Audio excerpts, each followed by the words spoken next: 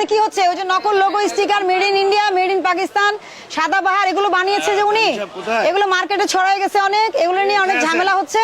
আমরা এই জন্য প্রতিষ্ঠানটা সাময়িক বন্ধ রাখবো। উনি অফিসে যে 300 টাকার স্ট্যাম্পে অঙ্গীকার করবে এবং যে লিগ্যাল বিষয়গুলো আছে আমরা ওনাকে বুঝিয়ে দিব যে এটা উনি করবে না, তারপর আমরা সিদ্ধান্ত দিব যে ওনার ব্যবসা চলবে কিনা। ভিতরে স্যার এই যেখানে কাশ্মীর, ওই যে কাশ্মীরটা লাগিয়ে দেবে, বলবে কাশ্মীর থেকে এসেছে শাল 1 নম্বর বলে বিক্রি করবে। এগুলো দিয়ে দিয়ে স্টিকার দিয়ে দিয়ে কম দামি কাপড় অনেক বেশি দামে বিক্রি করে, ভোক্তারা প্রতারিত হয় না? তাহলে আপনার কি উচিত না এগুলো বন্ধ করে দেওয়া? অন্য বিজনেস করেন। মেড ইন ইন্ডিয়া লেখা, ইন্ডিয়ান বলে বিক্রি হচ্ছে অস্বাভাবিক দামে। প্রত্যেকটা মার্কেটে এই জিনিস পাওয়া যাচ্ছে। দোকানের মালিক কে আপনি? সব মেড ইন ইন্ডিয়া। মালিক কে? স্যার এই যে Sultan Panjabi, made in India. আসতে বলেন। হ্যাঁ, made in India. Made in পাকিস্তানও আছে তাহলে? সব আছে, কাশ্মীর যেহেতু আছে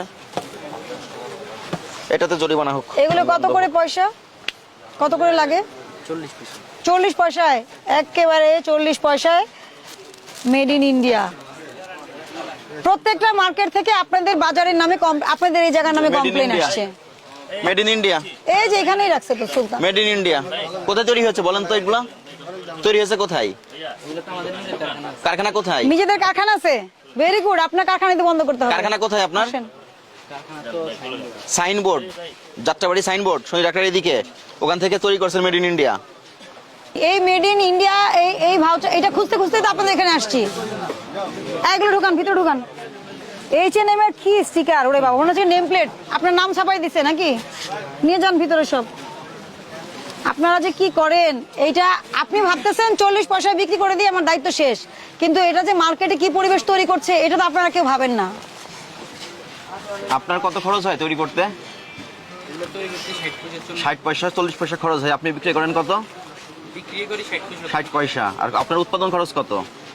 35 পয়সা আছে, 45 পয়সা আছে। 45 পয়সা আছে। এইগুলো যে বাজারে যে 10 থেকে 12,000 টাকা করে বিক্রি হচ্ছে শুধু ব্র্যান্ডের লেভেলের কারণে।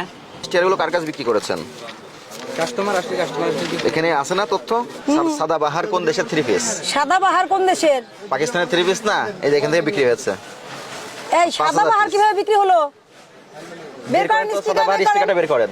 এইগুলো লাগিয়ে পাকিস্তানি 3 পিস বলে বাজারে বিক্রি হচ্ছে 20,000, 26,000, 10,000 সাদাবাহার বিক্রি হচ্ছে। 1 টাকা 30 পয়সা করে সাদাবাহার। আগানোরও আছে। এই হলো অবস্থা। যারা ব্র্যান্ড বিক্রি হচ্ছে 2,000, H&M বিক্রি হচ্ছে। ট্রেড লাইসেন্সও নাই। ট্রেড লাইসেন্স নাই? ফ্যাক্টরি কি দিয়ে চলে? আপনার কোথায় আপনার ইয়ে? হ্যাঁ, সাদাবাহার দেখি, এই তো। আর কি আগানোর দেখি, ওগুলো দেন একটা করে। বাংলাদেশের মানুষের মধ্যে এত ক্রেজ মেয়েদের মধ্যে এগুলো পরার জন্য, কোথা থেকে যে পরে। Adidas, mango, next. বাংলাদেশ থেকে সমস্যা নেই। ইউকেতে যে H&M আছে, ওইটার গায়ে তো এটাই লেখা থাকবে, কারণ বাংলাদেশ থেকে ওনার প্রোডাক্ট বানিয়ে নিয়ে যায়। বাংলাদেশ থেকে প্রোডাক্ট বানিয়ে নিয়ে যায়। ওটা গার্মেন্টস অ্যাক্সেসরিজ বিজনেস থাকে।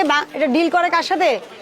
সরাসরি গার্মেন্টসের সাথে অ্যাক্সেসরিজ কোম্পানির ডিল থাকে, এবং ওনারা গুলো মার্কেটে আসে না, আপনাদের মতো এরকম মার্কেটে আসে না। ওনাদের কোনো রিটেইলার থাকে না, এগুলো সরাসরি গার্মেন্টসে যায়, ওখান থেকে রেডিমেড হয়ে কাপড় বিদেশ চলে যায়, বলা যে মেড ইন বাংলাদেশ লেখা। এই যে আপনার দোকানের ব্যবসায়ীরা যে পৃথিবীর সব বিজনেস এক জায়গায় করতেছে, এটাকে আপনারা কিছু বলেন না? এই যে made in India, made in Pakistan, এই যে H&M, তারপরে আপনার টামি হেলফিগার থেকে শুরু করে পৃথিবীর অ্যাডিডাস, নাইকি, মানে পৃথিবীর কোনো ব্র্যান্ড বাকি নাই যে তারা লোগো বানাচ্ছে না। এই যে এই লোগোটা, ঢাকা শহরের এমন কোনো মার্কেট নাই যেখানে আমরা দেখি নাই মেড ইন ইন্ডিয়া। শোনেন, যখন আমরা জরিমানা করেছি, তাদের ব্যবস্থা নিয়েছি, তখন তারা বলছে এই যে মায়া কাটা রাতে সব পাওয়া যায় এখানে, আপনারা যে যদি এটা বন্ধ না করেন তাহলে আমরা করতেই থাকবো। তো আমরা কিন্তু স্পেসিফিক কমপ্লেনের ভিত্তিতেই এখানে আসছি যে এরা যাদের কাছে সেল করে ওনারাই কমপ্লেনটা করেছে। আমার কথা, এই জিনিসটা, এই লোগোটা দিয়ে একটা কাপড় 10 গুণ বেশি দামে বিক্রি করে। এটা ভোক্তারা প্রতারিত হচ্ছে না বলেন? এই যে made in India, made in Pakistan, এই বিভিন্ন লোগো পুরো মার্কেট ভরে গেছে, একটা ডিজাস্টার, বুঝছেন? আমাদের প্রচুর কমপ্লেন আসে, এগুলো তো আমাদেরকে এটাই তৃণমূল, এটাই তো তৃণমূল, এটাই তো পাইকারি, এটাই তৃণমূল, এখান থেকে উৎপত্তি, এটাই সোর্স। এখানে কি হচ্ছে? ওই যে নকল logo, sticker, made in India, made in Pakistan, Sadabahar, এগুলো বানিয়েছে যে উনি, এগুলো মার্কেটে ছড়াই গেছে অনেক, এগুলো নিয়ে অনেক ঝামেলা হচ্ছে। আমরা এই জন্য প্রতিষ্ঠানটা সাময়িক বন্ধ রাখবো। উনি অফিসে যে 300 টাকার স্ট্যাম্পে অঙ্গীকার করবে এবং যে লিগ্যাল বিষয়গুলো আছে আমরা ওনাকে বুঝিয়ে দিব যে এটা উনি করবে না, তারপর আমরা সিদ্ধান্ত দিব যে ওনার ব্যবসা চলবে কিনা। ওনার তো ট্রেড লাইসেন্সই নাই, তাহলে বাতিল করার তো কোনো প্রশ্নই আসে না। ট্রেড লাইসেন্স ছাড়াও তো বিজনেস করতে পারবে না, লাইসেন্সটা নিতে হবে। ঠিক আছে, সবাই নিয়ম মেনে চলেন। হ্যাঁ, পরবর্তী নির্দেশ না দেওয়া পর্যন্ত আপনাদের এই প্রতিষ্ঠান ওমর ট্রেডিং, হ্যাঁ, কেন আপনারা মেড ইন ইন্ডিয়া স্টিকার তৈরি করেছেন, পৃথিবীর যত বিশ্ববিখ্যাত ব্র্যান্ড আছে সবগুলোর নকল স্টিকার তৈরি করেছেন এবং আমরা আপনার গোডাউনে এখানে এসে প্রচুর পেয়েছি। সেই জন্য আপনার প্রতিষ্ঠান আমরা পরবর্তী নির্দেশনা না দেওয়া পর্যন্ত বন্ধ ঘোষণা করছি।